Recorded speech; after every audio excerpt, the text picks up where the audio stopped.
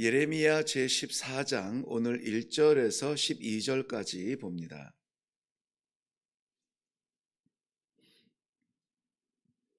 예레미야 제14장 1절에서 12절 말씀입니다. 찾으셨으면 우리 한 목소리로 같이 읽습니다. 시작. 가뭄에 대하여 예레미야에게 임한 여호와의 말씀이라. 유다가 슬퍼하며 성문의 무리가 피곤하여 땅 위에서 애통하니 예루살렘의 부르짖음이 위로 오르도다.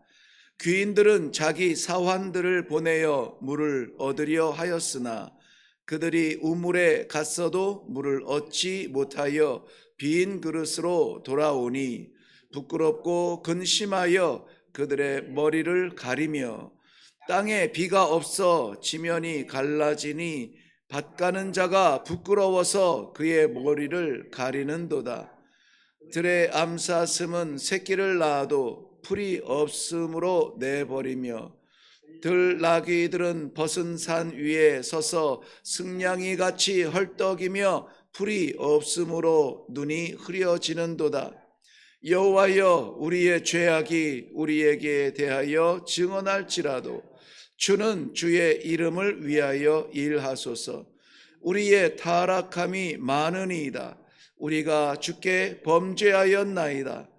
이스라엘의 소망이시여, 고난당한 때의 구원자이시여, 어찌하여 이 땅에서 거류하는 자 같이 하룻밤을 유숙하는 나그네 같이 하시나이까? 어찌하여 놀란 자 같으시며 구원하지 못하는 용사 같으시니까? 여호와여, 주는 그래도 우리 가운데 계시고 우리는 주의 이름으로 일컬음을 받는 자이오니 우리를 버리지 마옵소서. 여호와께서 이 백성에 대하여 이와 같이 말씀하시되 그들이 어그러진 길을 사랑하여 그들의 발을 멈추지 아니하므로 여호와께서 그들을 받지 아니하고 이제 그들의 죄를 기억하시고 그 죄를 벌하시리라 하시고, 여호와께서 또 내게 이르시되 너는 이 백성을 위하여 복을 구하지 말라. 그들이 금식할지라도 내가 그 부르짖음을 듣지 아니하겠고 번제와 소제를 드릴지라도 내가 그것을 받지 아니할 뿐 아니라 칼과 기근과 전염병으로 내가 그들을 멸하리라. 아멘. 네, 아멘하기 어려워도 하나님 말씀이므로 아멘해야 합니다. 우리 함께 기도하겠습니다.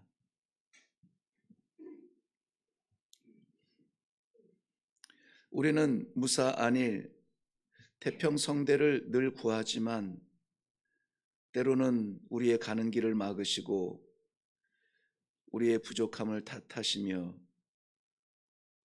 아프고 쓰라린 채찍으로 우리를 말씀으로 다시 불러주시는 귀한 은혜를 인하여 감사합니다. 오늘도 하나님께서 사랑하시기 때문에 하시는 말씀, 포기할 수 없어서 붙드시는 구원의 손, 하나님의 그 사랑을 깨닫게 하여 주시옵소서. 감사드리며 예수님의 이름으로 기도하옵나이다. 아멘. 오늘 말씀의 제목은 예루살렘의 부르짖음이라 이렇게 정해져 있네요. 그런데 예루살렘의 부르짖음이라고 써놓고 저는 이렇게 읽어보았습니다. 성도의 부르짖음이라. 예루살렘은 그야말로 하나님의 도성이고 하나님께서 저들에게 주신 성이고 하나님의 다스림이 있고 하나님의 그 성전이 있는 그 땅인데 오늘은 예루살렘이 부르짖는다 합니다. 여기서 부르짖는다는 말은 육체의 고통의 한계를 견디지 못하여 새어 나오는 비명이라는 그 원래 뜻을 가지고 있어요. 그러니까는 애지간한 인격적으로 또 우리가 습관적으로 하는 것들은 넘어갈 수 있는데, 이 정도는 참을 수 있는데 도저히 견딜 수 없는 무언가 고통스러움이 있습니다. 그래서 부르짖는다, 비명 소리가 으악 하고 나온다는 건데요. 네, 예루살렘이 왜 비명을 질렀을까요? 오늘 말씀을 통하여서 저는 이런 것들이 은혜라고 봐요.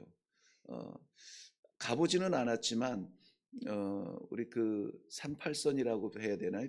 비무장지대를 가면 극도로 훈련받은 사람 외에는 들어가지 못하고, 그들도 함부로 가지 못하는 통제 구역이 있습니다. 그리고 빨갛게 이렇게 적혀 있죠. 지뢰 이렇게요. 네, 그럴 때는 우리가 마음대로 다니면은 안 돼요. 저쪽이 꽃이 예쁘게 피었다 달려가도 안 되고, 저쪽에 사슴이 논인다 뛰어가도 안 됩니다. 인솔을 받든지 아니면 들어가서 안 되는 것이죠. 하나님의 말씀은 이런 것 같아요. 늘 우리의 부족함을 채우는 어떤 그 링거 같은, 옛날 어르신들 뭐 몸이 안 좋으면은 뭐 좀 주사 맞는다 하죠.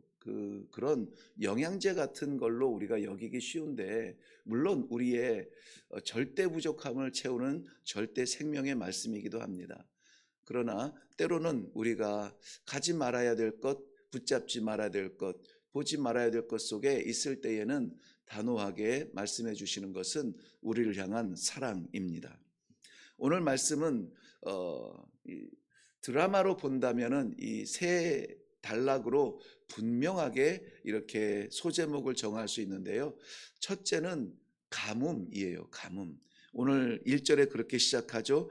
가뭄에 대하여 예레미야에게 임한 여호와의 말씀이니라. 가뭄에 대한 여호와의 말씀입니다. 가뭄은 일단 느낌이 신선하지는 않아요. 뭔가 굉장히 두려움의 그러한 계곡을 지나야 할 것 같아요.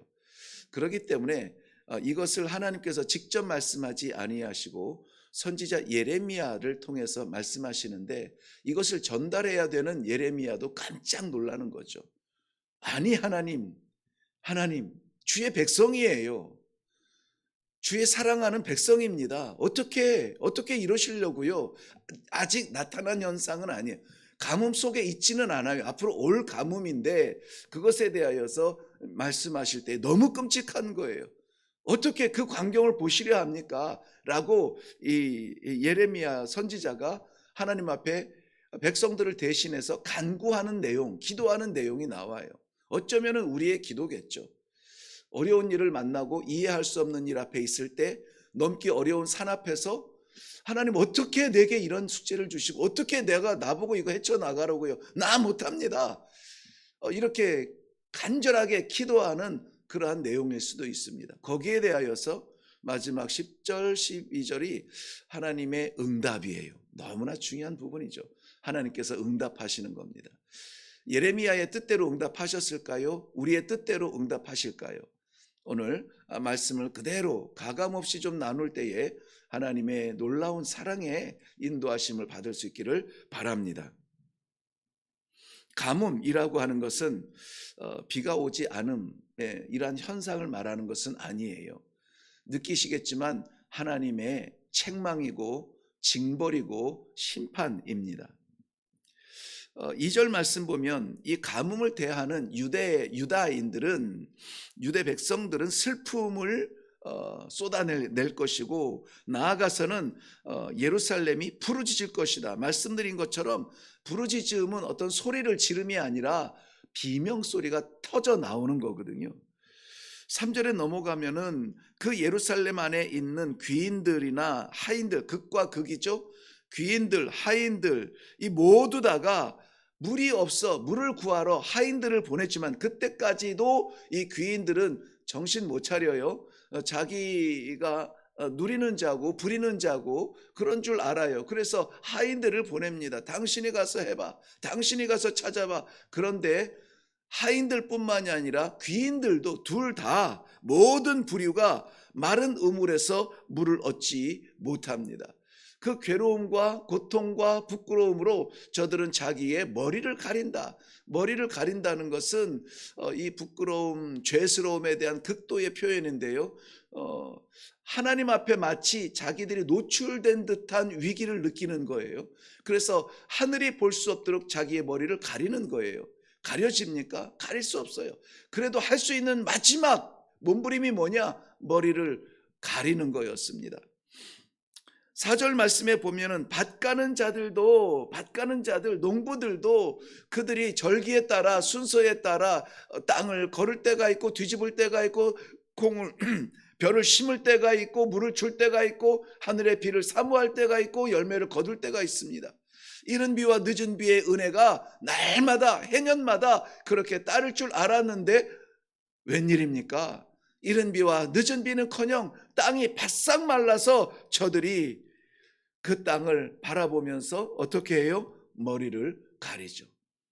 이것은 비가 오지 않는 이 텃밭은 메마른 먼지나는 땅은 재수 없음이 아니에요. 심지어는 짐승들조차도 5절 6절 보시면은 들의 암사슴이, 저는 이 말씀을 보면서 살짝 이렇게 좀 울컥하더라고요. 이렇게나? 들의 암사슴이 새끼를 낳았습니다. 그런데 그 새끼들의 어린 이빨로 씹을 수 있는 그러한 풀이 없어서 어떻게 합니까? 버립니다. 들의 나귀를 보면은 우직하고 힘쓸 것밖에 모를 것 같은데 풀이 없으니까 눈이 흐려져 일을 못해요. 갈 바를 알지 못합니다. 아무리 우리가 준비하고 쟁여놓고 차지하고 있다고 할지라도 눈이 흐려져요. 볼 수가 없어. 나아갈 수가 없으면 일할 수가 없습니다.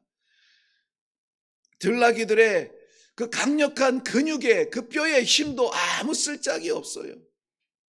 신명기 28장 23절 24절 말씀에 보면은 내 머리 위에 하늘은 놋이 되고 내 아래의 땅은 철이 될 것이며 여호와께서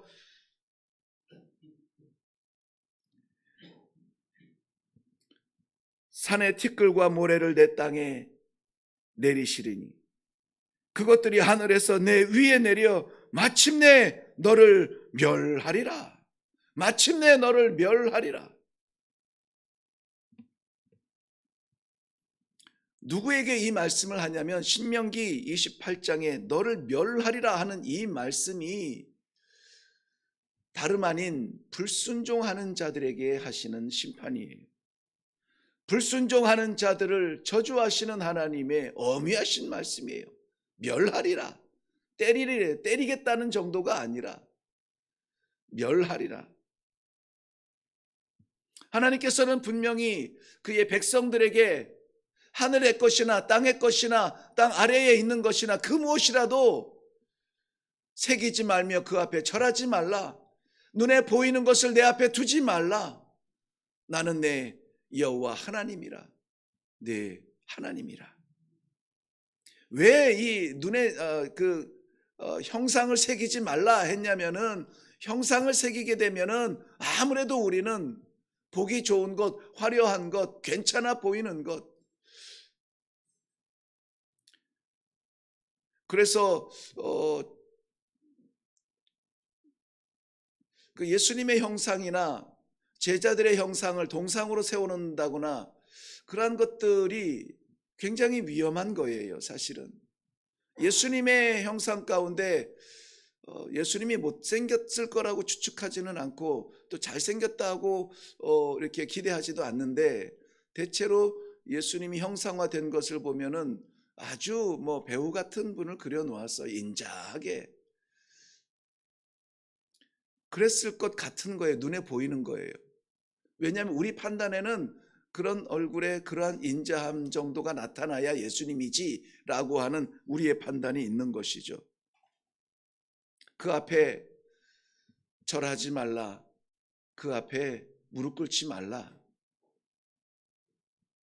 이스라엘 백성들은 하나님을 섬기며 하나님의 명령, 말씀, 통치, 다스리신 그것에 안주하지 못하고 이런저런 우상, 저 나라의 힘이라면은 그 우상, 그 신이 주는 그 힘을 좀 갖고 싶다. 저 부요를 얻을 수 있는 방법이라면은 저가 섬기는 우상이 무엇이든지 간에 한번 손을 내밀어 보고 싶다. 이런 신라 같은 희망으로 우상을 섬기듯 하나님 앞에 서지 말아야 된다는 것입니다. 제가 섬겼던 서부 아프리카는 가나라고 하는 나라였죠. 그런데 가나는 우리나라 남북한으로 이렇게 이념적으로 분리된 것처럼 가나는 종교적으로 남쪽과 북쪽이 한 나라임에도 불구하고 갈라졌다고 설명을 드렸습니다. 북쪽은 이슬람을 포기하지 못합니다. 왜냐하면 중동 지역의 그 화려함과 그 실크 옷과 뭐 이러한 새로운 문명들을 사라 사막까지 건너가면서 저들에게 전해준 신문명의 물고가 이슬람의 그러한 사람들이었어요. 그런데 이 남쪽은 또 기독교를 포기 못합니다.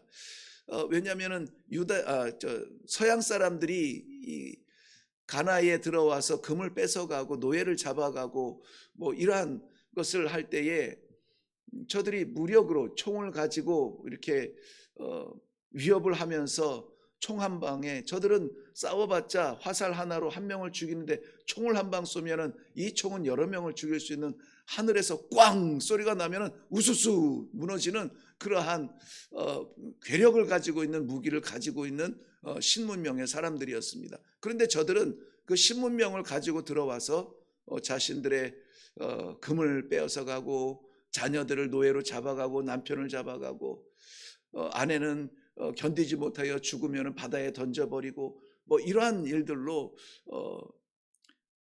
서양 사람들을 만났어요. 그런데 그 서양 사람들이 머물면서 가장 좋은 집에 가장 중심 저들이 사는 그 집이 있다면 가장 한가운데 세운 최고의 집이 있었는데 그 집에는 꼭 그 꼭대기에다가 무슨 모양을 세웠는데 그게 십자가예요. 그러니까는 이 노예로 끌려가고 모든 것을 다 뺏기던 가나의 남쪽에 있는 사람들이 볼 때에 저 사람들이 가지고 있는 저 괴력, 저 어마어마한 함선과 저 총과 저 능력, 저 힘, 저것을 준 그 신이라면은 우리도 한번 그 힘을 받고 싶다. 우리도 한번 누리고 싶다 해가지고 자유가 됐음에도 불구하고 그 교회를 교회 가는 것을 아주 영광처럼 생각하고 큰 힘을 얻을 수 있는 그러한 통로처럼 생각해서 이 십자가를 포기 못하는 거예요. 그러니까 시작부터 무엇인가 얻으려고 하는 그러한 마음의 십자가를 택한 이들이 남쪽의 십자가와 북쪽의 이슬람 알라가 서로 포기하지 못하고 영적 전쟁을 일으키고 있는 것입니다. 오늘 예루살렘의 이스라엘 하나님의 백성들도 마찬가지예요. 하나님의 백성 통치를 받아야 함에도 불구하고 강해 보이는 나라를 쫓아다니고 힘세 보이는 나라에 붙어서 저들에게 조공을 갖다 바치고 우리 좀 도와줄래? 우리 좀 보호해 줄래? 너희들의 힘이면 우리가 안심할 것 같아. 이 나라 저 나라 달라붙으면서 견뎌가는 그 사람들의 우상까지 흉내내어 가면서 섬기는 그러한 변질된 신앙 속에서 하나님께서 가뭄을 내리신 거고, 가뭄은 즉 저들에 대한 징벌의 모습이었던 것입니다. 이것을 받게 된 선지자 예레미야는 기도합니다. 7절부터 9절이 예레미야의 기도입니다. 우리의 죄악이 그리고 우리의 타락이 많습니다. 적지 않아요. 압니다. 무겁습니다. 무섭습니다. 우리가 심지어는 주께 범죄했습니다 라고 고백하기도 합니다. 그러면서 그의 두 번째의 그 기도의 내용이 뭐냐면은 우리는 이렇게 부족해서 죄를 지었습니다. 그런데 우리 가운데 계시는 하나님은 어떻게 나그네처럼 계실 수가 있습니까? 어떻게 놀란 자같이 그렇게 보십니까? 우리 연약함을 모르십니까? 그런데 하나님께서 나그네처럼 계신다는 말은 무슨 뜻이에요? 머물지 않는다는 말이에요. 지나가실 거라는 거죠. 머물지 않을 것 같은 거예요. 그러니까 두려워서 말합니다. 어떻게 나그네처럼 계십니까? 정착하지 않으시렵니까? 지나가시렵니까? 하나님의 성전이 있는데 성전에서 나가시렵니까? 네, 하나님께서 성전에서 뛰쳐나가십니다. 안타까운 마음으로 기도합니다. 우리 가운데 내 안에 머물러 주옵소서. 선지자가 하나님의 뜻을 구하다가 전하다가 깜짝 놀라서 자기가 전달자가 아니라 자기가 백성이 되어서 이렇게 외칩니다. 부디 내 안에 거하여 주시옵소서. 부디 내 안에 거하여 주옵소서. 그러면은 이것이 이제 내일 또 계속 그 기도가 나올 텐데요. 구하는 기도가 나올 텐데, 이러면은 이렇게 선지자까지 안타깝게 우리 안에 머물러 주옵소서 간절하게 기도하면 우리를 버리지 마옵소서. 오늘 9절 말씀에 아주 애절하게 백성들을 대표하여서 기도하죠. 그러면 어떻게 합니까? 알았어, 내가 한 번 더 참을게 라고 할 것 같은데 하나님의 응답은 달라요. 10절부터 12절 말씀인데요. 그들이 어그러진 길을 사모하는 것은 뭡니까? 포기하지 않아 날마다 눈만 떠도 글로 가고 생각만 해도 그 생각만 하는 그러한 사모함에 빠져 있고, 그들의 발을 멈추지 아니함으로 내가 그 죄를 벌하리라. 호세아서 9장 9절에도 동일한 말씀으로 우리를 이해시키는데요. 하나님께서 그의 백성들을 사랑의 하나님이 벌하실 수 있다고, 그들이 기브아시대와 같이 심히 부패한지라 여호와께서 그 악을 기억하시고 그 죄를 벌하시리라. 죄를 벌하시리라. 예레미야 선지자에게 응답합니다. 너는 선지자이지만 백성을 위하여 복을 구하지 말라. 복을 구하지 말라. 그들이 금식할지라도 내가 듣지 아니할 것이며 번제와 소제를 바칠지라도 받지 아니할 것이라. 금식과 번제와 소제는 형식적인 모든 것을 다 갖춘 것이에요. 다 갖췄어요. 하나님의 백성이 해야 될 일을 다 합니다. 그런데 순종이 하나님의 말씀에 결여되고 하나님 말씀에 따라 사는 것이 아니라 자신들이 할 수 있는 것을 하고 싶은 것을 하고 있는 거예요. 이렇게 하면은 되겠지라고 생각에 선을 긋고 그렇게 하고 있습니다. 하나님은 속지 않아요. 하나님은 우리의 모양에 속지 않아요. 우리의 심령을 살피시는 하나님이에요. 하나님의 말씀은 엄유하십니다. 단호하게 이렇게 말씀하세요. 내가 칼과 기근과 전염병으로 내가 그들을 멸하리라. 정말 우리가 두려워서 깜짝 놀라서 아이고 하나님 아버지 해야 되는 그것은 무엇이냐면, 이제까지 참으시는 우리 하나님은 여전히 분노하실 수 있다는 거예요. 여전히 책망하실 수 있고 심판하실 수 있는 그런 하나님이라는 거예요. 사랑의 하나님이라는 테두리 안에 던져놓고는 우리는 사랑만 뽑아먹을 생각하지 말고, 우리가 우리 욕심대로 내 생각대로 하나님을 요리조리 조리한다면은 우리의 죄를 용서하지 않을 것이라는 것이죠. 저는 이러한 말씀이 두렵기도 하지만 감사하기도 해요. 내가 판단하고 내가 생각하고 내가 중심되어진 이 신앙을 내려놓고 맞습니다. 내가 하나님의 것이지 하나님이 내 것이 아닙니다. 내가 하나님의 말씀을 들어야지 하나님이 우리의 기도를 들어야 되는 자리는 아니죠. 하나님 말씀하여 주옵소서. 어떻게 할까요? 어떻게 살아야겠습니까? 우리의 기도의 방향이 건강하게 바뀔 수 있어서 저는 감사합니다. 기도하겠습니다. 아플지라도 이해할 수 없을지라도 우리가 바라는 하나님이 아닐지라도 이렇게 말씀을 통하여서 죄를 벌하시는 하나님의 엄유하심을 받게 하시니 감사합니다. 사랑하는 주의 백성들 부르셔서 이 말씀을 주시는 이유가 있을 줄로 믿습니다. 오늘 우리가 이 말씀을 받을 때에 저들과 같이 통곡하는 자리, 놀라서 자빠지는 자리, 괴롭고 물 한 방울 얻지 못하여 아쉬운 자리, 그 자리가 다다르지 아니하도록 깨닫게 하시고 회개하게 하시고 아버지의 말씀의 풍성함이 나를 다스리시는 귀한 믿음이 살아있는 성도들이 되게 하여 주시옵소서. 감사드리오며 예수님의 이름으로 기도하옵나이다. 아멘. 하나님의 사랑을 기대하시거든 하나님의 사랑을 담을 마음 그릇이 준비되어야 합니다. 조건적은 아니지만 우리가 그리하지 아니하면은 사랑이 담길 그릇이 없다면은 죄 가운데 있다면 그 죄를 뽑아내기 위하여서 우리는 또 고통을 당해야 됩니다. 이 시간에 기도할 때에 예루살렘의 부르짖음, 왜 저들이 눈물을 흘리며 통곡하며 하나님 앞에 나아갔을까? 기도해도 왜 듣지 않으셨을까? 하나님의 엄위하신 말씀의 진리를 생각하시면서 말씀의 질서를 생각하시면서 오늘 우리가 붙들고 있는 우리의 찌꺼기 같은 우상, 포기할 수 없는 그러한 인간적인 야망, 이런 것들이 하나님 앞에 순전하게 아이처럼 다 내려지고 쏟아지고 하나님의 말씀을 붙들고 살아가게 하여 주옵소서. 하나님의 말씀이 내 생명입니다. 하나님이여, 나의 간절한 기도는 이것이지만 내 영이 살아서 하나님을 봐야 되겠습니다.